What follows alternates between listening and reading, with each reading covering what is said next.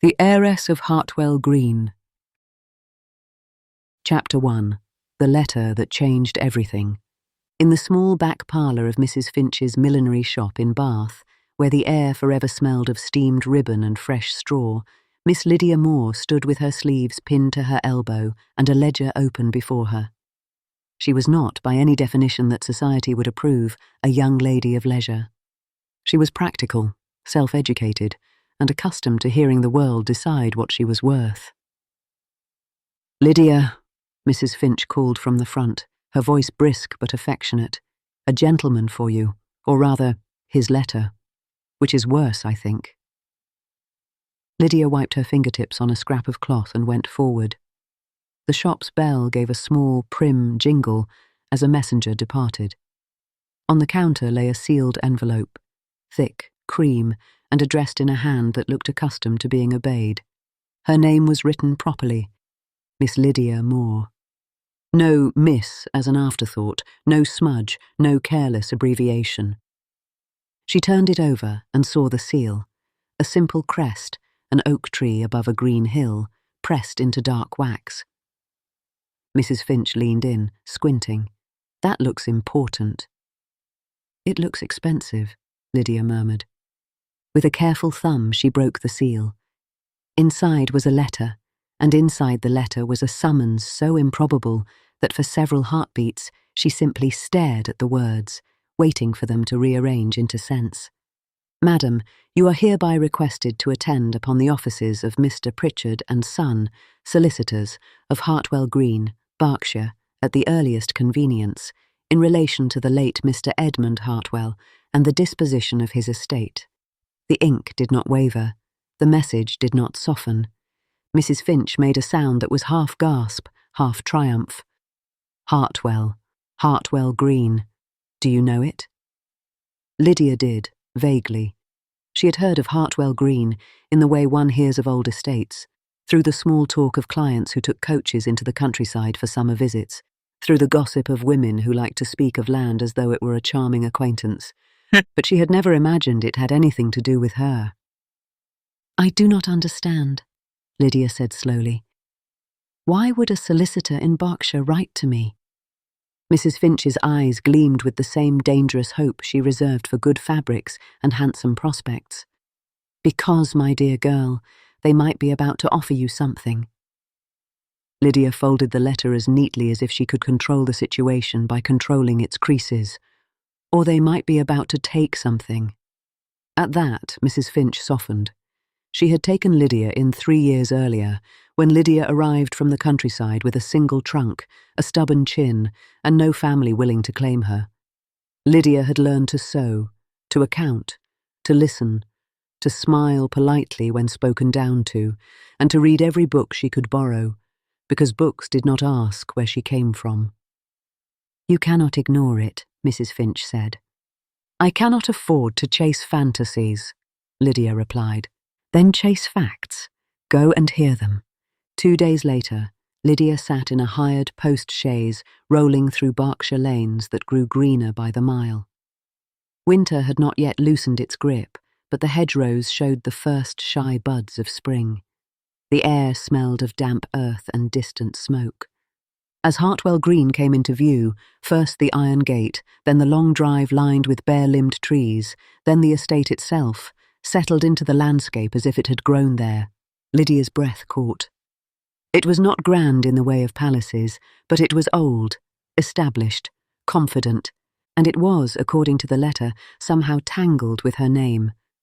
She arrived not at the house, but at the village, where the solicitor's office sat between an apothecary and a modest inn. Mr. Pritchard was a careful man with a careful mouth.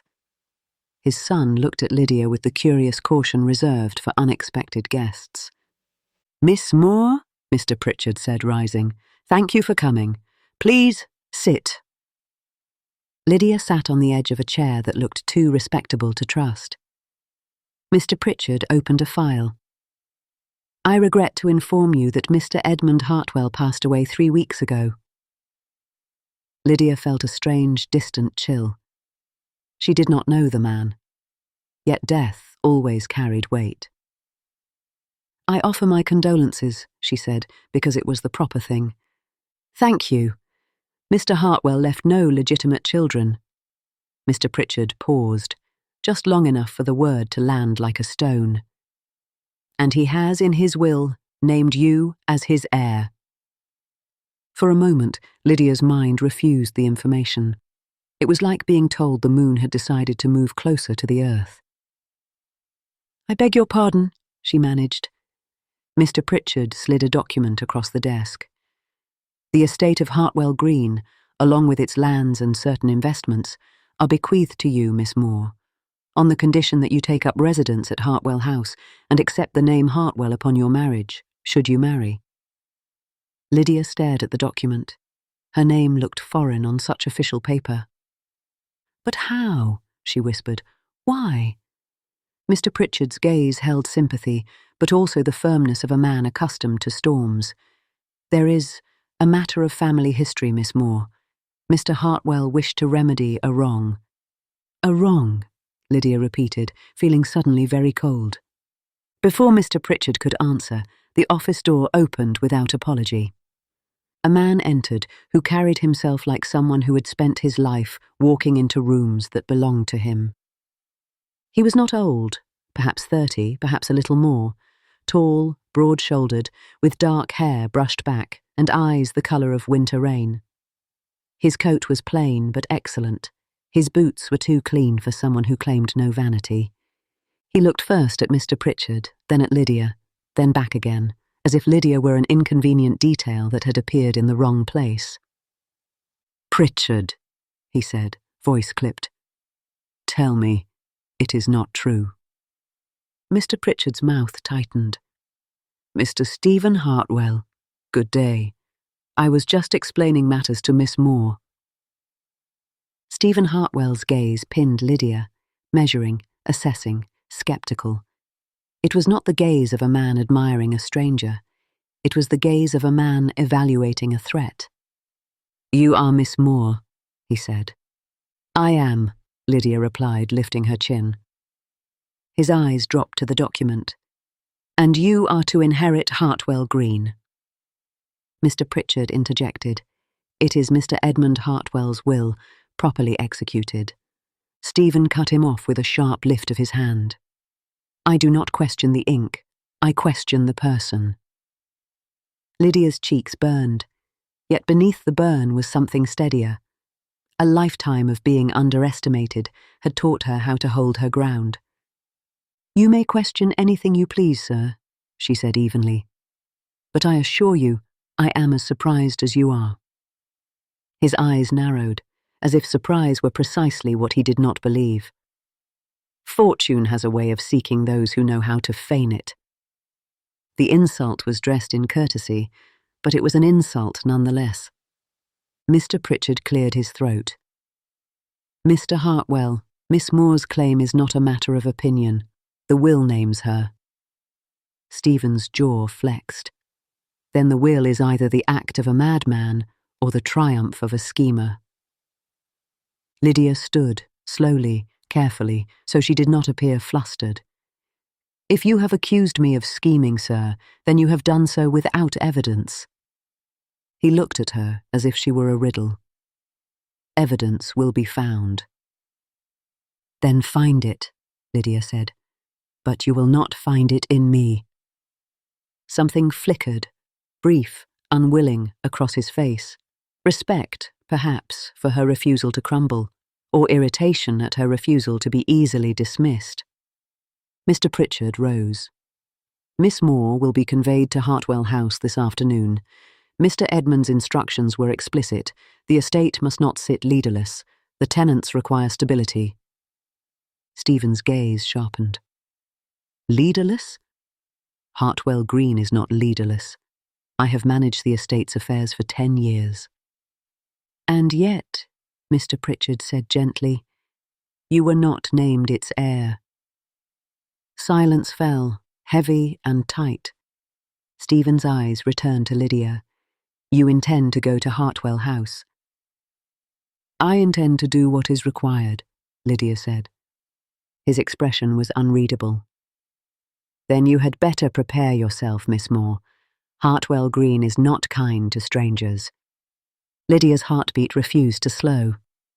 Neither am I. When she stepped out into the village street, the late afternoon air felt sharper. The inn sign creaked in the breeze. A few villagers watched with the quiet curiosity of people who sensed change coming.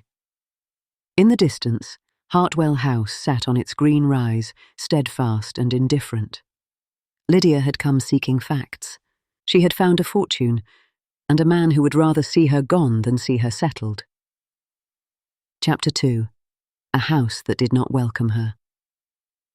Hartwell House, Lydia discovered within an hour of arriving, did not merely look old, it felt old. The floors creaked with history. The walls held portraits of stern-faced men and pale, elegant women who had never imagined a Miss Lydia Moore crossing their threshold. Mrs. Avery, the housekeeper, met her at the door with a set mouth and eyes that swept Lydia from bonnet to hem in one swift, judgmental pass. "We were not informed you would arrive today," she said. "Yes, you were," Lydia replied calmly. "Mr. Pritchard informed you. If the message did not reach you, that is unfortunate."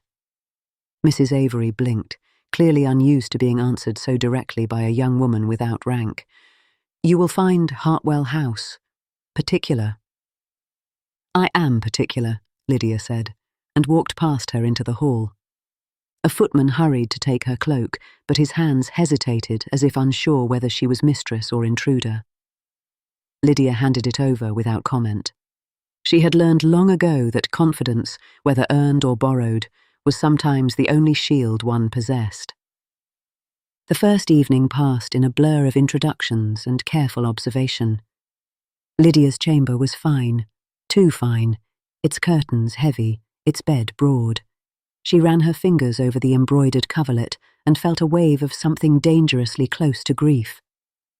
Because this was not simply a change of circumstance, this was a test of identity. The next morning she met the steward, the cook, the stable master. She walked the kitchen gardens with muddy hems and practical boots.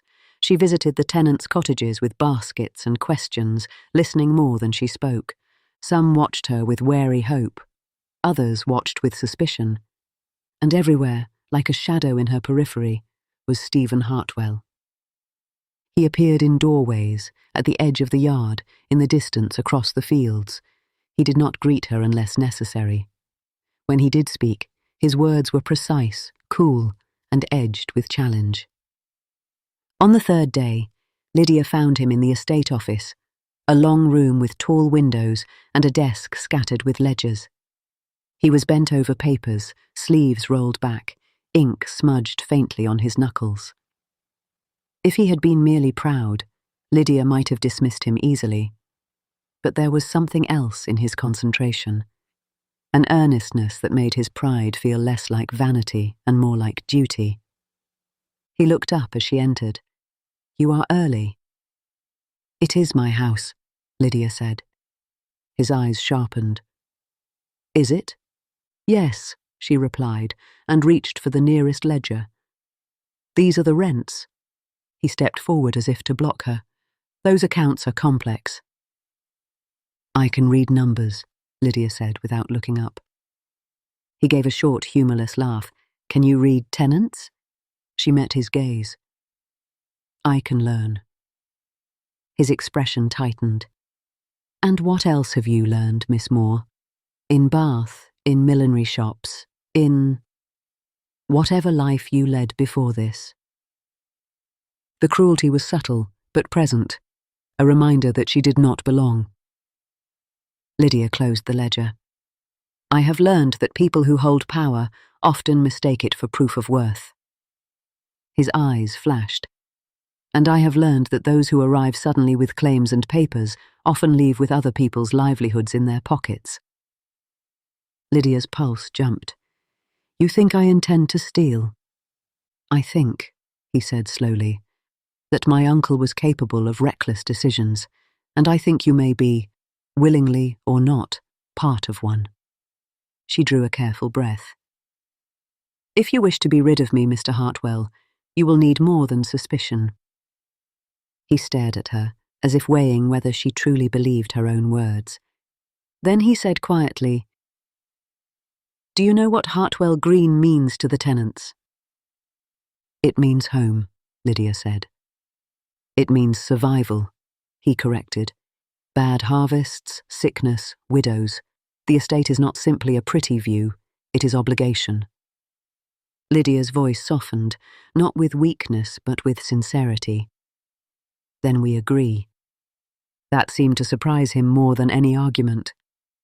For a moment there was silence, only the faint scratch of a quill from somewhere beyond the room and the distant call of a rook outside. Stephen's gaze dropped briefly to her hands. Lydia's fingers bore faint calluses from work. They were not the hands of a woman raised to embroidery and idle pianoforte lessons. When he looked back up, something in his expression had shifted. Not warmth, not yet, but a faint crack in certainty. "You speak well," he said, as if he resented admitting it. "So do you," Lydia replied. And then, because she was practical, because she had learned that avoiding truth only gave it power, she asked, "Who was your uncle to you?" Stephen's jaw tightened. "A man who gave me work when my father's debts nearly ruined us. A man who raised me here, in everything but name. A man whose choices were rarely discussed." "Did he ever speak of me?"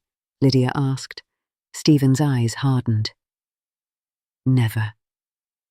Lydia nodded slowly. "Then we are both strangers to his intentions." Stephen's mouth thinned. "I will not allow Hartwell Green to be destroyed by sentiment." "Nor will I," Lydia said. And for the first time since her arrival, his gaze held hers without disdain, only wary curiosity. Later that week, the local gentry came calling. They arrived in carriages and polished boots, with smiles that were polite enough to hide knives. Lady Winthrop, the vicar's wife, asked Lydia how she liked the country, as if Lydia were a guest rather than mistress. Mr Cresswell, a neighbouring squire, inquired whether Lydia intended to keep Hartwell House in proper hands, as if it were a question of furniture rather than law. And always, behind those questions, was the unspoken, "Who are you to sit where you sit?" At the end of that exhausting day, Lydia stood alone in the hall, staring up at the portrait of Edmund Hartwell, a grey-haired man with sharp eyes and a mouth that looked accustomed to secrets. "Why?" she whispered. Footsteps sounded behind her. Stephen stopped at her side, looking up at the same portrait. He always did enjoy leaving trouble behind. Lydia's voice was tight. "Do you truly believe I am a fraud?" Stephen's answer was not immediate. When it came, it was quieter than she expected. "I believe. I do not know what you are." Lydia swallowed. "Then know me." Stephen's gaze turned to her, steady and searching. "And if I do?" Lydia's heart stuttered at the strange intensity in his voice. "Then you will find I am not your enemy." For a breath, his expression softened into something almost tender. Then he stepped back, as if he had come too close to a fire. "We shall see," he said, and walked away. But Lydia watched him go, and realised with sudden, unwelcome clarity, she had not only inherited an estate, she had inherited a battle. And the most dangerous part of that battle was that she did not dislike her opponent. Chapter 3. Proof and Rumour. The rumour reached Hartwell Green like smoke, soft at first, then thick enough to sting. It began in the village inn, then it appeared in the mouths of visiting ladies. Then, one afternoon, Lydia heard it whispered by two maids who thought the pantry door concealed them. "She's not truly Hartwell," one said. "They say she's the late master's byblow," the other replied, delighted by scandal.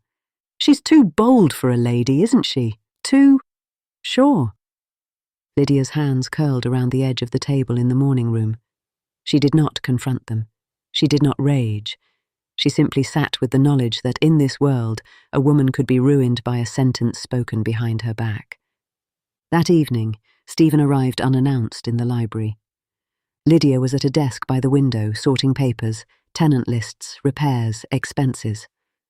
The candlelight warmed the pages. The room smelled of leather bindings and old wood. Stephen stood by the door, as if he were still deciding whether to enter. "You are working late," he said. "The roof of the Westcott cottage needs repair," Lydia replied. "If it is not done before the rains, the children will sleep under leaks." Stephen's jaw tightened. "You have authorized the repair?" "Yes." He studied her, then crossed the room. "Do you know what the villagers say?" Lydia's pulse tightened, but she kept her gaze on the papers. "I have heard enough." Stephen's voice was low. "They say you are Edmund Hartwell's bastard." Lydia's breath caught. For one dangerous moment, she felt the old panic, the fear of being cast out, of being labelled. Then she raised her head. "Do you say it?" Stephen's expression flickered. Anger, frustration, something like shame that such words existed in his world. "I do not know what to say," he admitted. "That is the trouble." Lydia's voice was steady. "Then say what you can prove." Stephen's eyes held hers. "That is precisely what I intend." He reached into his coat and produced a small packet. "Mr. Pritchard gave me this. Letters. Old ones. From my uncle." Lydia stiffened. "Letters about me?" Stephen's gaze sharpened. "About a woman my uncle wronged. A woman who disappeared." Lydia's throat tightened. "What is her name?" Stephen hesitated, then unfolded one brittle sheet. "Mary Moore." Lydia felt the room tilt. "My mother," she whispered. Stephen's eyes widened just slightly. "You admit it?" Lydia's voice shook, but not with guilt, with memory. "I have never denied my mother's name. I only rarely speak it, because people ask questions they do not deserve answers to." Stephen stared at the letter as if it had grown teeth. "My uncle wrote to her. He promised—" He trailed off. Lydia rose slowly. "Promised what?"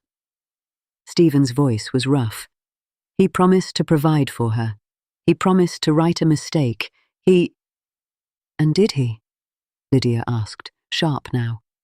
Stephen's gaze lifted to hers. "No." Lydia's chest burned. She remembered her mother's quiet sadness, the way she never spoke of Lydia's father, the way she worked until her hands cracked. She remembered being told to keep her head down, to be grateful for whatever scraps the world offered. "My mother died when I was 16, Lydia said, voice tight. "She died in a rented room that smelled of damp and sorrow. If Edmund Hartwell had promised her anything, he broke it." Stephen's face tightened, as if he felt the blow himself. "Then why name you heir now?" Lydia's eyes stung, but she refused tears. Perhaps he thought money could purchase forgiveness after death. Stephen's gaze dropped. When he spoke, his voice was quieter. "I did not know." "No," Lydia said, "you did not." Silence fell. The candle flame trembled in a small draught. Stephen looked up, his eyes suddenly uncertain. "If you are Mary Moore's daughter, then you are my uncle's." Lydia cut in, sharp as a blade. "Do not finish that sentence unless you are certain." Stephen froze. Lydia's voice softened, but the warning remained. "The world has made enough stories about me. Do not make another one in haste." Stephen swallowed. "You are right." He set the letters down. "We must find proof. For your sake, and for the estate's." Lydia folded her arms.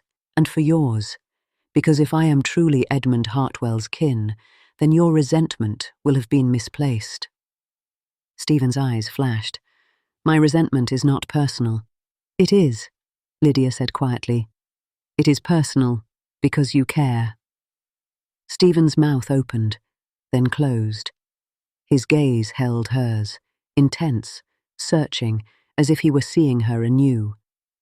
For the first time, Lydia realized something that unsettled her far more than rumours. Stephen Hartwell's scepticism was not only about the estate. It was about the fear of losing what he had built his life around, and perhaps it was about the fear of wanting someone he believed he should not. Over the next days, they worked together, reluctantly at first, then with growing rhythm. They visited the solicitor. They examined old parish records.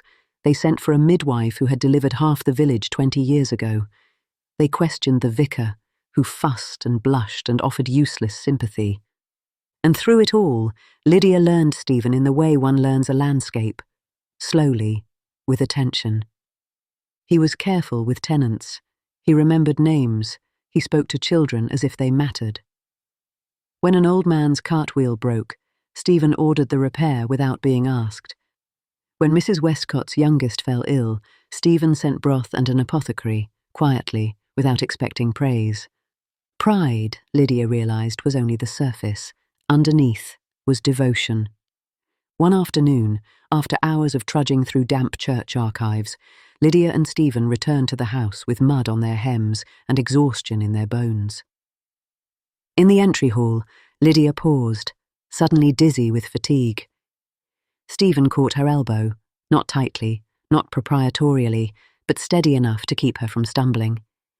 His hand was warm through her sleeve. For a moment, neither of them moved.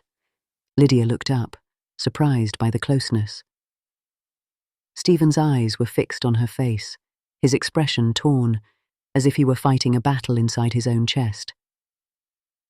"You should rest," he said, voice low.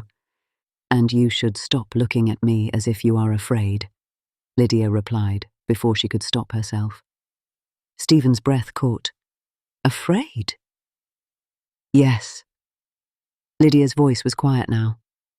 "Afraid that if I am proven, you must accept me, and afraid that if you accept me, you might—" She stopped, because the rest of the sentence felt too dangerous to speak aloud.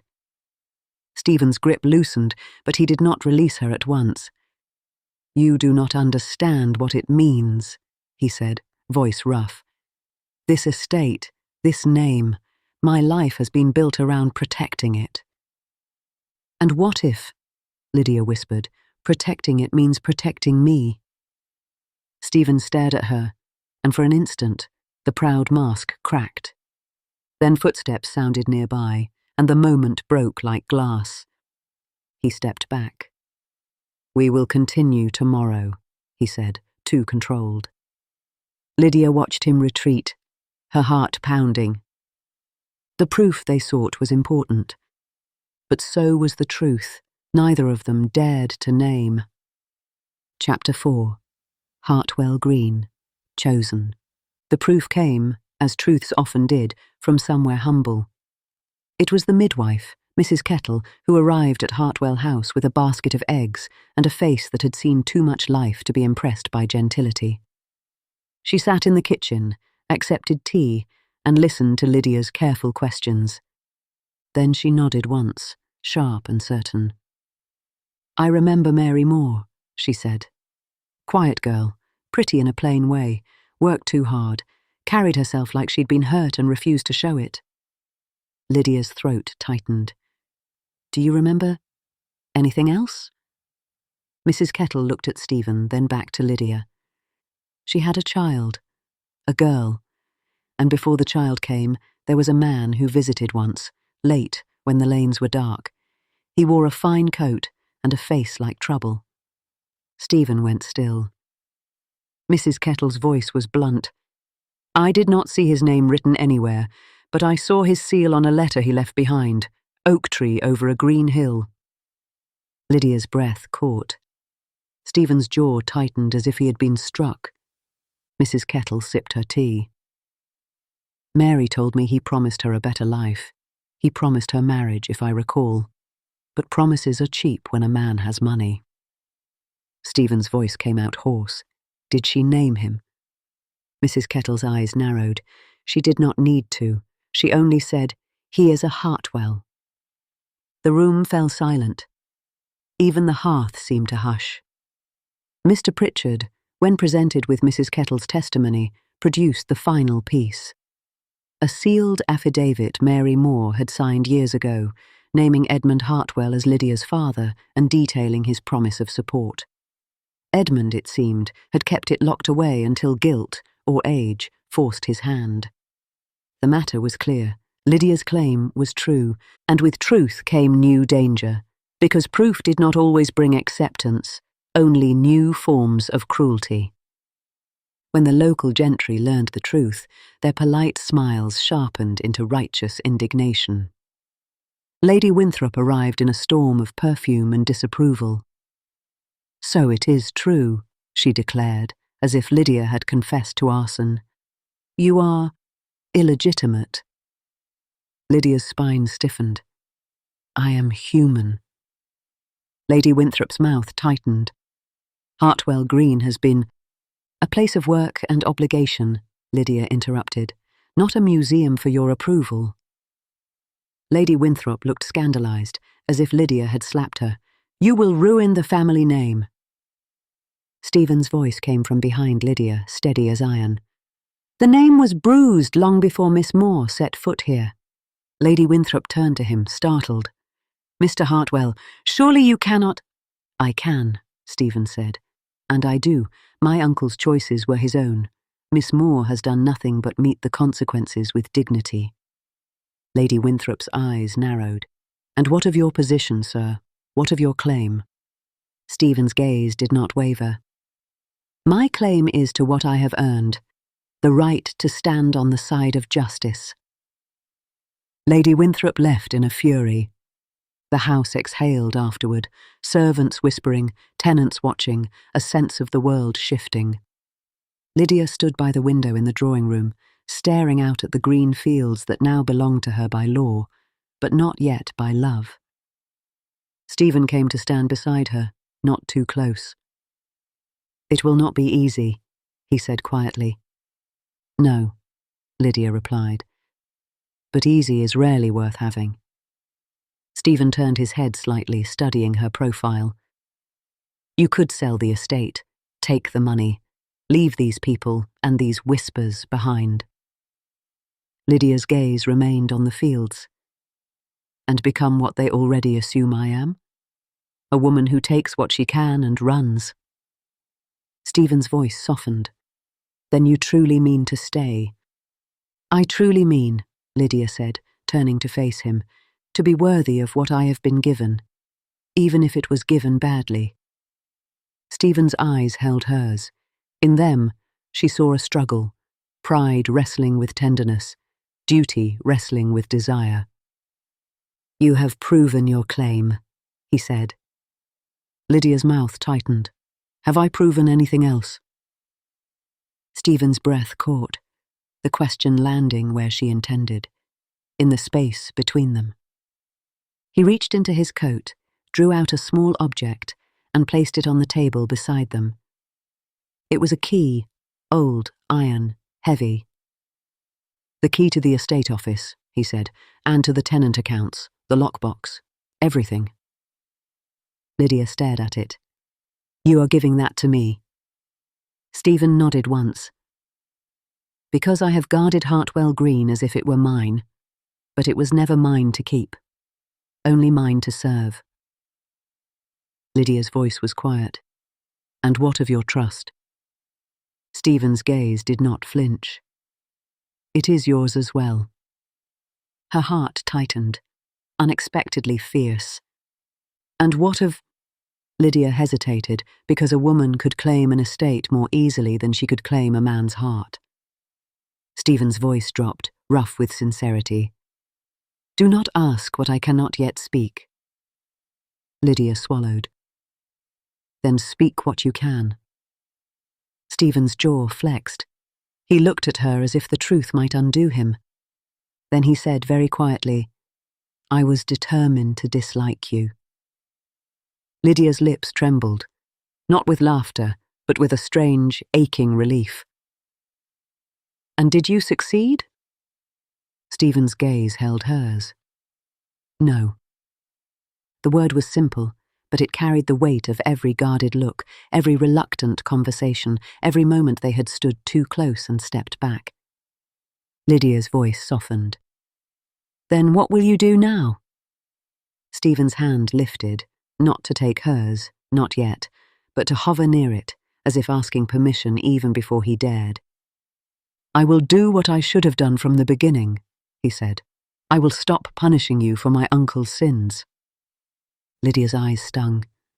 "And if the world punishes me instead?" Stephen's hand settled lightly over her knuckles, barely a touch, but enough to steady her. "Then the world will have to go through me." For a moment Lydia could not speak.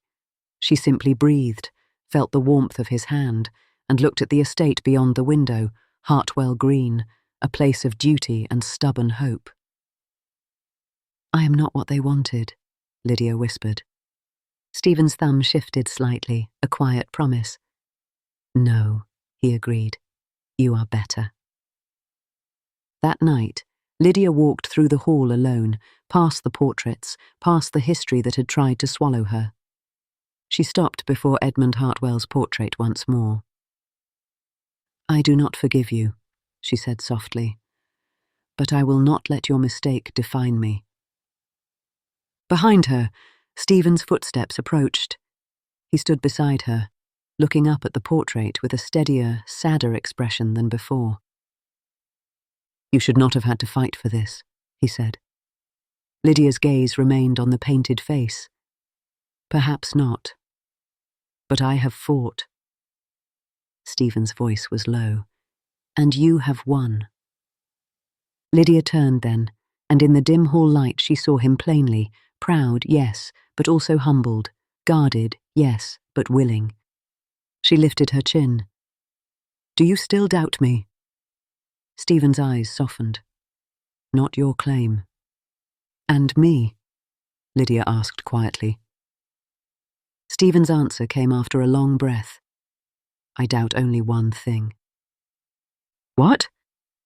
"That I can be satisfied with merely serving at your side," he admitted, voice rough.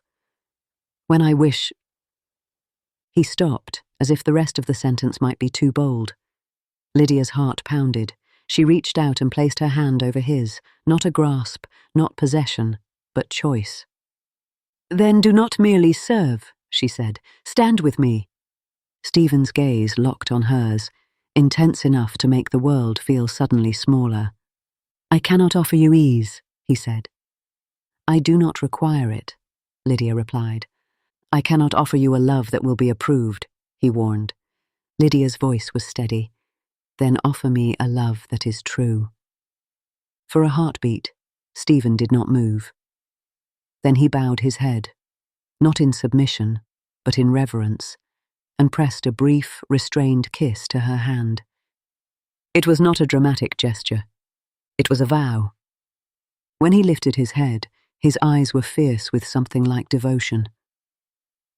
"Hartwell Green will be yours," he said quietly. "But if you will allow it, so will I."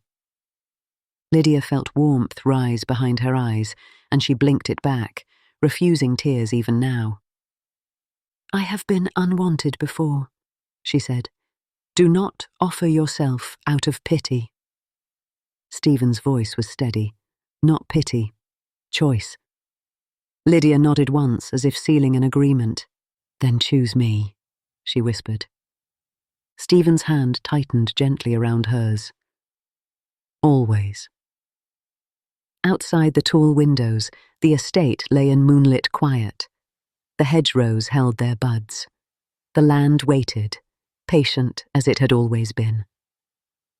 Inside Hartwell House, a practical young woman who had once counted ribbons in a bath shop stood as mistress of an old estate, not because society approved, but because truth had made space for her. And beside her stood a man who had come to doubt her, only to discover that love was not the enemy of legacy. It was the means of saving it, the end. Thank you, dear reader of the Regency Gazette, for joining us in another tale of love, intrigue, and whispered ballroom secrets. If today's romance delighted you, kindly bestow a like upon this video. It helps our Gazette reach more lovers of Regency storytelling. For weekly journeys into dukes, debutantes, scandals, and slow-burning devotion, please subscribe to the Gazette and tap the little bell so you are notified the moment the next story is published. Until our next edition, may your days be filled with grace and your nights with the promise of romance.